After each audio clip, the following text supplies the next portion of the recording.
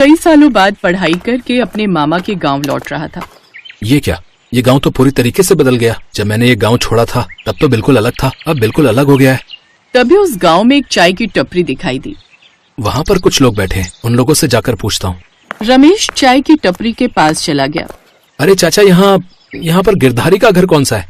बेटा, लगता है पहली बार इस गांव में आए हो। आओ बैठो, पहले गर्मा गर्म मीठी मीठी चाय पियो, जिससे तुम्हारी थकावट दूर हो जाएगी। उसके बाद जो है मैं तुम्हें गिरधारी का मकान भी बता दूंगा।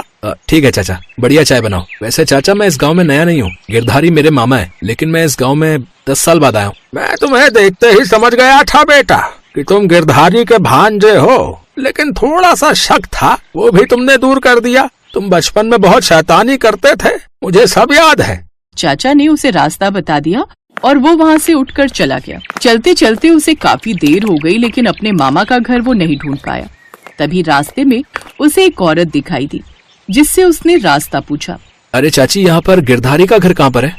सीधे सीधे जाना, फिर दाएं मुड़ जाना, कोने में जो है झोपड़ी गिरधारी की है। बहुत बहुत शुक्रिया चाची। रमेश सीधे चला गया, फिर दाएं मुड़ गया, लेकिन थोड़ी दूर चलने के बाद ही उसे फिर से वही चाय की टपरी दिखाई दी, जिस पर अभी अभी वो थोड़ी देर पहले चाय पीकर आया था। अरे चाचा, मैं तो घूम फिर कर फिर से आपकी दुकान पर आ गया। मुझे सही सही रास्ता बताइए कि गिरधारी चाचा का घर कहाँ है? अरे बेटा, कौन हो तुम? तुम तो पहली बार मेरी दुकान पर आए हो, चेहरा को जाना पहचाना लग रहा है। अरे चाचा, आप इतनी जल्दी भूल गए? मैं बस 5 मिनट पहले ही तो आपकी दुकान पर चाय पीकर गया था। चाहो तो इन लोगों से पूछ लो। अरे बेटा, हम मानते हैं कि तुम शहर से पढ़ लिख कर आए हो, लेकिन हम भी बेवकूफ नहीं हैं। क्यों मजाक कर रहे हो? तुम तो पहली बार इस दुकान पर आए हो। ऐसा करो, सीधे सीधे जाना, फिर दाएं मुड़ जाना, कोने में जो मकान है वो गिरधारी का है। खैर, रमेश ने वहाँ पर कुछ नहीं बोला और जैसा उन्होंने रास्ता बताया वैसे वैसे वो चला गया। लेकिन एक बार फिर से वो उन्हीं चाचा की चाय की टपरी पर पहुँच गया। अब तो आप लोग मुझ पर यकीन करेंगे ना? देखो, मैं फिर से आपकी दुकान पर आ गया।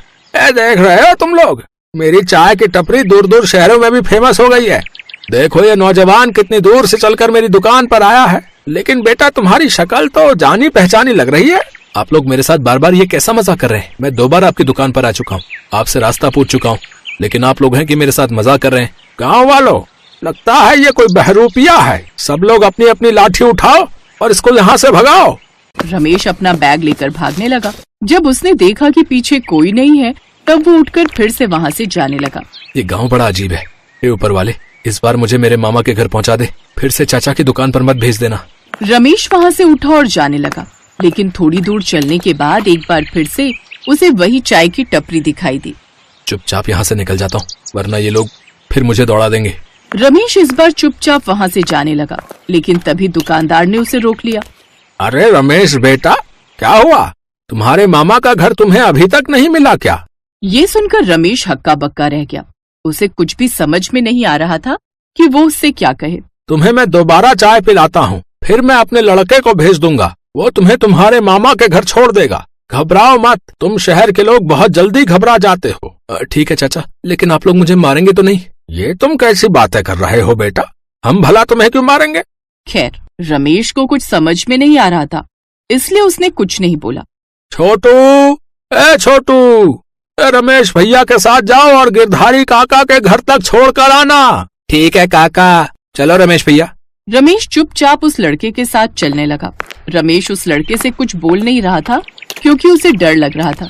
चलते चलते दोनों काफी दूर तक निकल आए, लेकिन अभी तक गिरधारी का घर नहीं मिला। तभी अचानक रमेश ने देखा कि वो लड़का वहाँ से गायब था। ये लड़का तो अभी मेरे साथ था, अचानक कहाँ गायब हो गया? कहीं मैं कुछ ज्यादा तेज तो नहीं चल रहा हूँ? हो सकता है वो लड़का पीछे रह गया हो। रमेश ने जैसे ही पीछे पलट कर देखा तो पीछे एक लड़की थी। अरे क्या हुआ? सीधे चलते रहो, बस थोड़ी दूर पर ही गिरधारी चाचा का घर है। लेकिन तुम कौन हो? मैंने तुमसे तो रास्ता पूछा नहीं। ये आप कैसी बहकी बहकी बातें कर रहे हैं? चाय वाले चाचा ने मुझे तुम्हारे साथ भेजा था ताकि आपको गिरधारी काका का घर बता सकूं। भूल गए? या तो मैं पागल हो गया हूँ, या फिर ये सारा गांव ही पागल हो गया है। क्या सोचने लगे आप? अगर आपको अपने मामा के घर नहीं जाना तो मैं दुकान पर जाती हूँ, मुझे बहुत काम है। नहीं, तुम चलो मेरे साथ, मुझे अब जल्दी से मामा के घर पहुँचना है। रमेश अब उस लड़की के साथ चलने लगा। चलते चलते फिर काफी समय बीत गया, लेकिन गिरधारी का घर अभी तक नहीं मिला। तभी उसके कंधे पर एक आदमी ने हाथ रखा। थक गए क्या रमेश बेटा? बस तुम्हारे मामा का घर यहाँ से थोड़ी ही दूर पर है। ये गांव अभी बहुत पिछड़ा हुआ है, यहाँ कोई रिक्शा वाला भी नहीं मिलेगा। अब लड़की गायब हो चुकी थी। उसकी जगह एक उम्रदराज आदमी था। रमेश ये देखकर हैरान हो गया। कौन है आप और वो लड़की कहाँ गई? इसका मतलब आप शहर से अपनी गर्लफ्रेंड के साथ यहाँ आए थे? ये आप क्या बोल रहे हैं? आप तो वही है ना जो दुकान पर बैठे थे चाचा की? उन्होंने मुझे एक छोटे से बच्चे के साथ घर बताने के लिए भेजा था। फिर पता नहीं अचानक कहाँ से लड़की आ गई। जैसे ही लड़की गायब हुई वैसे ही आप आ गए। ये तुम कैसी बातें कर रहे हो बेटा? चाय वाले चाचा ने तो मुझे ही तुम्हारे साथ भेजा था। ठीक है, मैं ही पागल हूँ। चाचा एक बात बताओ, ये गांव साधारण गांव है या इस गांव में सब भूत ही रहते हैं? लगता है तुम बहुत थक गए हो बेटा, चलते रहो, बस तुम्हारे मामा का घर आने ही वाला है। रमेश का दिमाग पूरी तरीके से खराब हो चुका था। वो उस आदमी से बहस नहीं करना चाहता था, इसलिए वो उन्हीं के साथ चलने लगा। थोड़ी देर चलने के बाद ही वो आदमी अचानक गायब हो गया। ये चाचा अब अचानक कहाँ गायब हो गए? और इन चाचा की जगह कोई दूसरा क्यों नहीं आया इस बार? रमेश सीधा चलता जा रहा था, लेकिन तभी वो अचानक उसी लड़के से टकरा गया जो छोटा सा लड़का उसे उसके मामा के घर छोड़ने जा रहा था। क्या हुआ रमेश भैया? रमेश अब पूरी तरीके से पागल हो चुका था। बेटा मुझे लगता है मैं बहुत थक गया हूँ। पता नहीं तू कहाँ गायब हो गया था। तेरी जगह कोई लड़की आ गई थी, फिर उस लड़की की जगह कोई चाचा आ गए थे। भैया ये आप कैसी बातें कर रहे हैं? मैं तो शुरू से ही आपके साथ चल रहा हूँ। अचानक आप भागने लगे, मैंने आपको रोका भी पर आप रुके ही नहीं। फिर मैं पीछे वाली गली से भागकर आपके सामने आ गया और आप मुझसे ही टकरा गए। अच्छा ठीक है, मैं तेरा हाथ पकड़ लेता हूँ ताकि इस बार कोई गड़बड़ ना हो। मेरा हाथ पकड़ कर ही चलना, छोड़ना मत। रमेश ने उस लड़के का हाथ पकड़ लिया और आगे बढ़ने लगा। काफी दूर तक चलने के बाद फाइनली रमेश को अपने मामा का घर दिखाई दे गया। अब जाकर उसे थोड़ी शांति मिली। शुक्र है ऊपर वाले का, कम से कम मेरे मामा का घर दिखाई तो दिया। लेकिन मामा ने घर काफी अच्छा बनवा लिया है। हाँ बेटा, सब ऊपर वाले की रहमत है। मैंने दिन रात मेहनत करके अच्छा मकान बनवाया है। जल्दी से घर के अंदर चल, अब तो माया भी बड़ी हो गई है। ये सुनकर रमेश एक बार फिर से घबरा गया। रमेश ने जिस लड़के का हाथ पकड़ रखा था वो लड़का अब गिरधारी बन चुका था। मामा आप? क्या हुआ? मुझे देखकर चौंक क्यों गया? मैं गहरी नींद में सो रहा था, तभी मेरे पेट में गैस बनने लगी तो सोचा थोड़ा गांव में बाहर घूम लूं। बाहर निकल कर देखा तो गली में तो तू बेहोश पड़ा था। मैं किसी तरह तुझे होश में लाया और उसके बाद तेरा हाथ पकड़कर ही मैं तुझे यहाँ तक लाया हूँ। लेकिन मामा मैं तो उस लड़के के साथ आ रहा था। मैं सब कुछ समझ गया, घर चल समझाता हूँ। घर पहुंचकर रमेश ने उसी लड़की को देखा जो अभी थोड़ी देर पहले उसे रास्ता दिखा रही थी। तुम यहाँ? बेटा ये अपनी माया है, अब बड़ी हो गई है। मैं सब बताता हूँ ताकि तुम्हारी हैरानी खत्म हो जाए। भांजे ये गांव अब जादुई गांव बन चुका है। रात के समय ऐसी घटनाएं सबके साथ हो जाती हैं, इसलिए रात में बाहर कोई नहीं निकलता। पर अभी तो दिन का टाइम है ना? नहीं भैया, एक बार बाहर निकल कर देखो, रात के 12 बजे हैं। रमेश ने बाहर जाकर देखा तो दिन के नहीं बल्कि रात के 12 बजे थे। बाहर अंधेरा था। वैसे कोई खतरा नहीं है, पर नया आदमी भटक जाता है। वो सब अच्छी आत्माएं थीं जो रास्ते में तुम्हें मिली। वो आत्माएं सबकी मदद करती हैं, पर थोड़ी शरारती भी हैं। तुम्हारे साथ खेल रही थी सभी आत्माएं।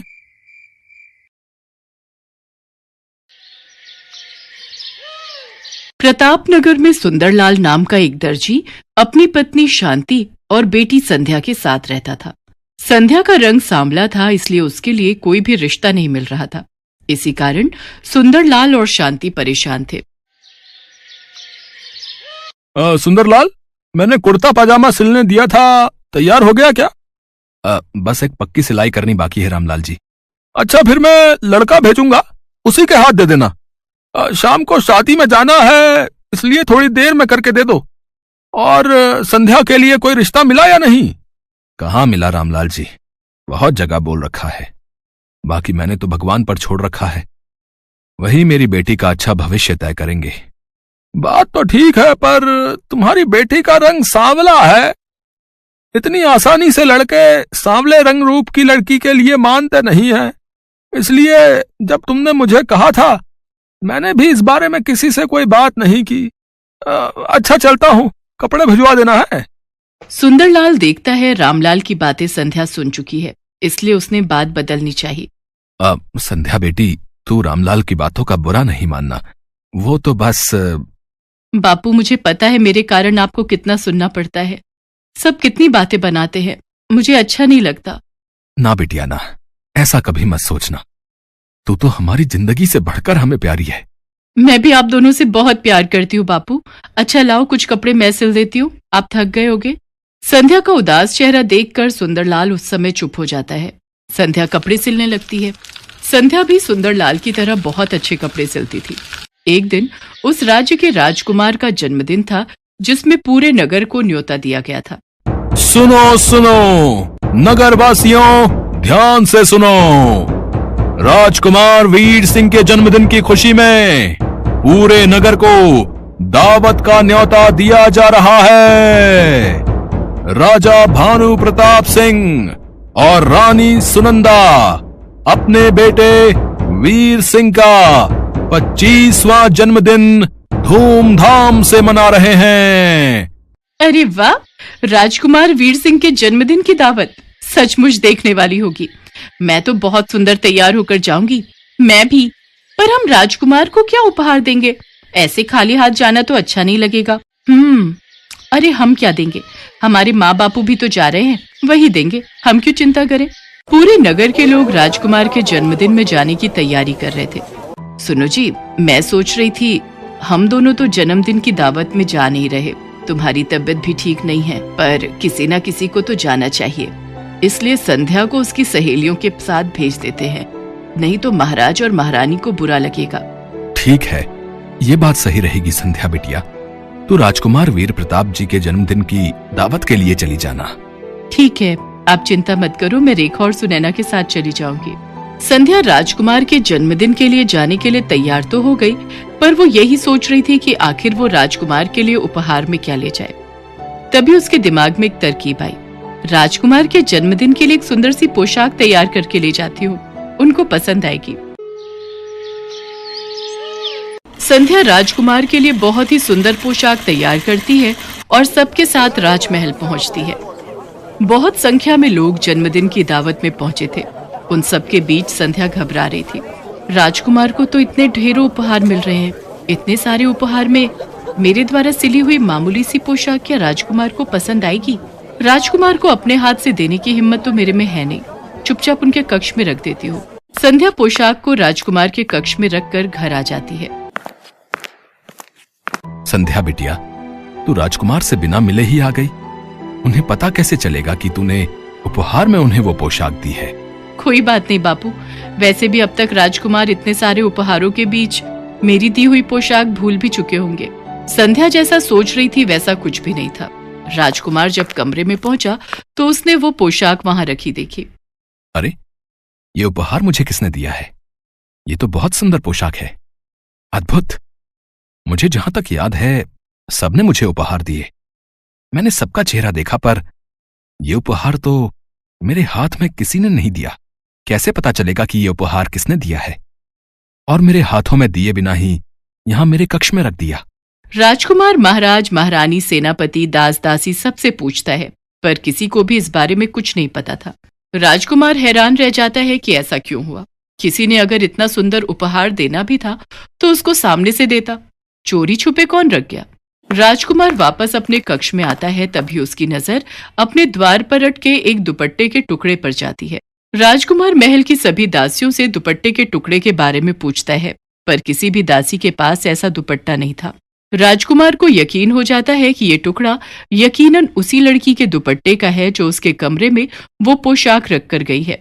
राजकुमार इस बात का पता लगाने के लिए पूरे नगर में सैनिकों को भेजता है। वो पोशाक किसने दी उसके लिए सब मना कर देते हैं। भाई, हमने तो बहुत महंगा उपहार दिया था। राजकुमार को चांदी की प्याली दी थी, हमने ये उपहार में पोशाक नहीं दी। उस समय सुंदरलाल, उसकी पत्नी और बेटी संध्या जरूरी काम से नगर से बाहर गए हुए थे, इसलिए उनसे पता करना रह जाता है। पर सैनिक ये बात राजकुमार को नहीं बताते। राजकुमार बहुत परेशान था। अब तो उसके पास एक ही रास्ता था, इस दुपट्टे के टुकड़े की असलियत जानने का। माँ, पिताजी, अब मेरे पास एक ही रास्ता है। मैं अपना स्वयंवर रखना चाहता हूँ, ताकि उस स्वयंवर में सभी लड़कियां आए और वही पोशाक पहने जो उन्होंने मेरे जन्मदिन के उत्सव में पहनी थी। मुझे पता चल जाएगा कि ये दुपट्टे का टुकड़ा किसका है। फिर मैं उसी लड़की से विवाह करूंगा। इससे मुझे अपने प्रश्न का उत्तर भी मिल जाएगा। ठीक है पुत्र, अब तुम इस योग्य हो चुके हो कि तुम अपना जीवन साथी चुन सको। जैसी तुम्हारी इच्छा पुत्र, हम आज ही नगर में तुम्हारे स्वयंवर की घोषणा करवा देते हैं। राजकुमार उस दुपट्टे के टुकड़े के बारे में किसी से कुछ नहीं कहता।